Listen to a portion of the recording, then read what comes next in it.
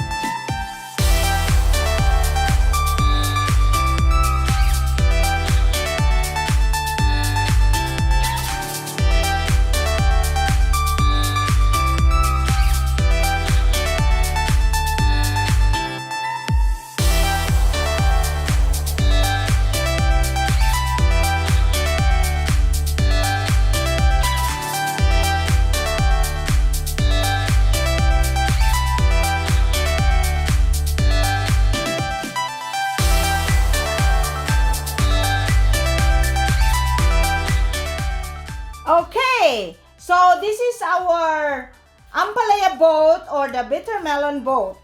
This is how to make the Ampalaya or the Bittermelon delicious and tasty. So, I hope you learned something. But before I end this vlog, let the tasting time. Ang tikim-tikim, let's taste it. Come on guys.